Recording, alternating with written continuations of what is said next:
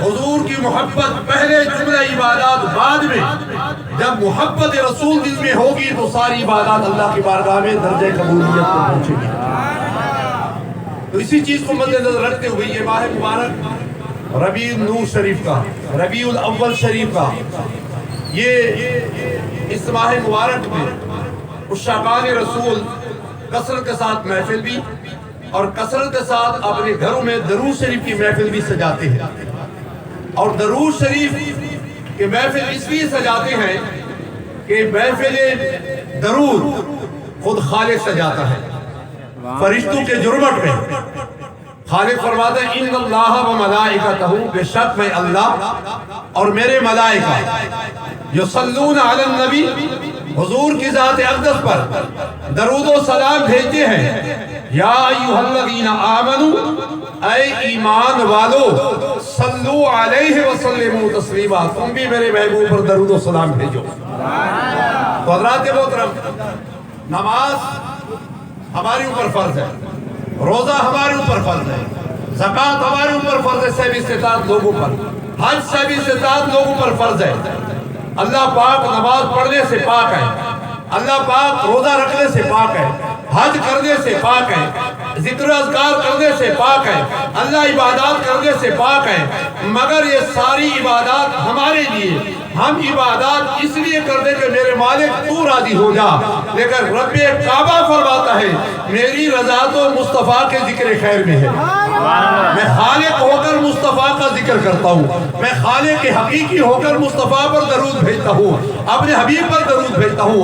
اے میرے بندو، اگر تم نے مجھے راضی کرنا ہے پھر میری ادا کو دیکھو، میرے طریقے کو دیکھو، میری سنت پر عمل کر کے دیکھو کہ درود میرے مصطفیٰ پر پڑھو گے، راضی میں خدا ہو جائے گا، راضی خود خدا ہو جائے گا۔ اچھا، میں چند باتیں درود پر کر کے پھر اپنے موضوع کی طرف جاؤں گا۔ ابتدائی بات کر دیتا ہوں۔ پہلے یہ بتاؤ کہ کافی لوگ یہاں پر شادی شدہ بھی بیٹھے، غیر شادی شدہ بھی بیٹھے، ایسا ہے نا؟ اور جس علامہ نے آپ کا نکاح پڑھایا ہے تو حق مہر اس نے رکھا ہے یا نہیں رکھا؟ رکھا ہے، در بولیے، رکھا ہے، حق مہر رکھا ہے یا نہیں رکھا؟ رکھا ہے۔ حق مہر رکھا ہے نا؟ حق مہر ضروری ہے شریعت مطالعہ میں، حق مہر ضروری ہے۔ اچھا، حق مہر دیتے بھی ہو یا نہیں؟ کھا جاتے دیتے ہیں۔ بیوی اگر طلب کر لے تو اس کا حق ہے، اس کو حق مہر دینا چاہیے۔ اچھا، یہ بتائیں کہ حق مہر اگر بیوی مانگے شوہر اس کو نہ دے تو مجرم تو ہوگا نا؟ ہوگا، مجرم تو ہوگا نا؟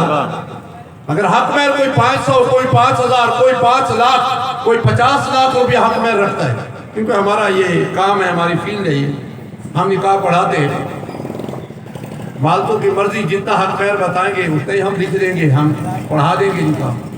تو حضرات محترم، یہ حق مہر جو ہے شرعی ہے، یہ بیوی کا حق ہے، بیوی کو دینا چاہیے یہ حق مہر۔ حق مہر نہیں مارا کرو۔ بعض اوقات عدالتوں میں جا کر جھوٹ بولتے ہیں کہ میں نے حق مہر بیوی کو دیا، طلاق بھی دے دی، بیوی کو حق مہر بھی نہ دیا، طلاق بھی دے دی، جھوٹ بھی بول دیا۔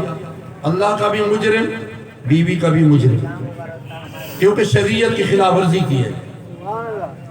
اچھا، جب وہ اس کائنات کو خالق نے بنایا، میں مختصر کروں، اس مقصد کی طرف لے چلوں آپ کو۔ جب اللہ نے اس کائنات کو بنایا تو اس وقت سب سے پہلے کس کو پیدا کیا اللہ نے؟ ذرا بولو یار، سب سے پہلے ہم سب کا باپ ہے، بولو ہم سب کا باپ ہے۔ اللہ اکبر، اللہ اکبر۔ باب آدم علیہ السلام کی تخلیق ہوئی، اللہ رب العالمین نے باب آدم علیہ السلام کو مٹی اور پانی سے بنایا، جسم ان کا مٹی اور پانی سے تیار فرمایا۔ ملائکہ کو حکم دیا، وَإِذْ قَالَ رَبُّكَ لِلْمَلَائِكَةِ إِنِّي جَاعِلٌ فِي الْأَرْضِ خَلِيفَةً۔ ملائکہ کو حکم دیا کہ ملائکہ زمین پر میں اپنا نائب بنانا چاہتا ہوں، خلیفہ بنانا چاہتا ہوں۔ مالک کیا حکم ہے؟ فرمایا مٹی اور پانی کو آپس میں ملاؤ۔ ملائکہ نے پانی اور مٹی کو آپس میں ملایا تو گارا بن گیا، گارا بن جاتا ہے۔ پھر خالق نے فرمایا اس کا وجود بناؤ، جسم بناؤ، جسم جسم تیار کیا گیا. اب جسم جب تیار ہوا, جسم تیار ہونے کے بعد اندر اندھیرا ہے, خالی جسم مٹی کا پتلا ہے, مٹی کا وجود بنا ہوا ہے, چل نہیں سکتا, بول نہیں سکتا, سن نہیں سکتا, کیونکہ مٹی کا وجود جسم بنا ہوا ہے, مٹی کا بت بنا ہوا ہے. خالق کائنات اس وجود کے اندر روح کو حکم دیا, وَنَفَخْتُ فِيهِ مِن رُوحِي, اے روح داخل ہو. روح اللہ کی بارگاہ میں عرض کرنے لگی, میرے مالک اس کے اندر کیسے داخل ہو, اندر اندھیرا ہے, اندر روشنائی نہیں ہے. خالق کائنات نے اس وقت اس نور کو حضرت آدم علیہ السلام کے جسم کے اندر داخل ہونے کا حکم دیا, جو رب تعالیٰ فرماتا ہے قَدْ جَاءَكُم مِّنَ اللَّهِ نُورٌ, بے شک آ گیا میری طرف سے تمہارے پاس نور آ گیا. وہ نور کس کا ہے؟ وہ محمد عربی صلی اللہ علیہ وسلم کا نور ہے. اس نور مصطفیٰ کو حکم دیا, آدم علیہ السلام کے جسم کے اندر نور محمدی صلی اللہ علیہ وسلم داخل ہوا تو روح داخل ہو گئی. جب روح داخل ہوئی تو آدم علیہ السلام کے جسم کے اعضاء نے حرکت کرنا شروع کی. تمام اعضاء سے سب سے پہلے آنکھ نے حرکت کی, آنکھ کھلی ہے. آدم علیہ السلام فرماتے ہیں کہ میں نے جب آنکھ کھولی تو عرش کا پایا نظر آیا. عرش کے پائے پر لکھا ہوا تھا لا الہ الا اللہ محمد الرسول اللہ. سبحان اللہ. یہ دو نام عرش کے پائے پر لکھے. کتنے نام؟ لا الہ الا اللہ, اللہ رب العالمین کا نام. جو مومن مسلمان ہے کلمہ پڑھتا ہے, اس کلمے کی بدولت مسلمان ہوتا ہے. کلمہ نہ پڑھے, کلمہ کا انکار کرے, غیر مسلم ہو جائے گا. کلمہ پڑھے گا مسلم ہو جائے گا.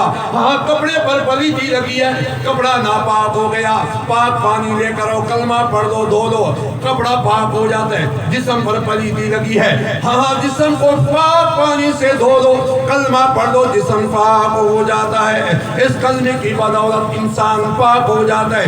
اس کلمے کی بدولت ہم پاک ہیں, اس کلمے کی بدولت ہم مسلمان ہیں.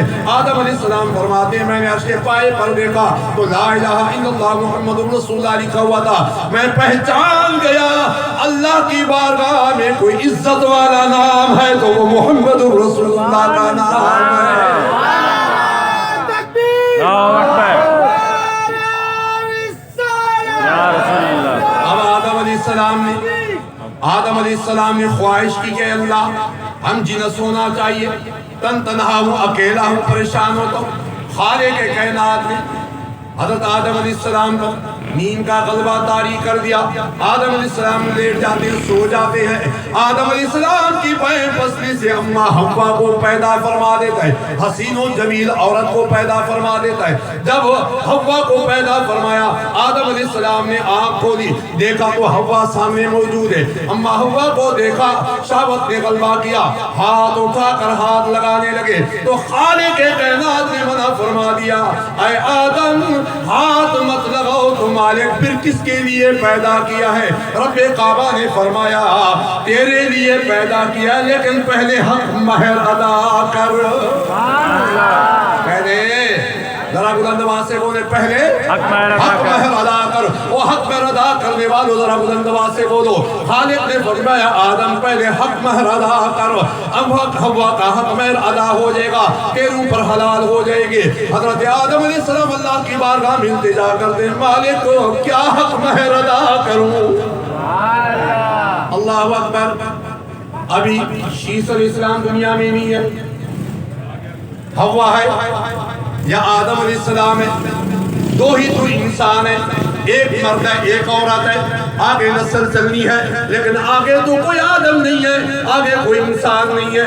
آدم علیہ السلام نے عرض کی میرے مالک حق مہر ادا کروں تو کیا حق مہر ادا کروں؟ رب کعبہ نے جواب دیا, میرے پیارے آدم, میرے پیارے محبوب حضرت محمد عربی صلی اللہ علیہ وسلم پر 10 مرتبہ درود پڑھ لے, تیرا حق مہر ادا ہو جائے. کتنی مرتبہ؟ 10 مرتبہ. 10 مرتبہ درود پڑھ لے. کس کے اوپر؟ میرے مصطفیٰ کے اوپر 10 مرتبہ درود پڑھ لے, تیرا حق مہر ادا ہو جائے گا. حضرت آدم علیہ السلام نے درود پڑھا تو حق مہر ادا ہوا. پھر نسل انسانیت چلی ہے. آج میں اور آپ بیٹھے ہیں تو درود کی برکت سے بیٹھے ہیں. اگر آدم درود نہ پڑھتا، حق مہر ادا نہ ہوتا، حق مہر ادا نہ ہوتا، آگے نسل نہیں چل سکتی تھی۔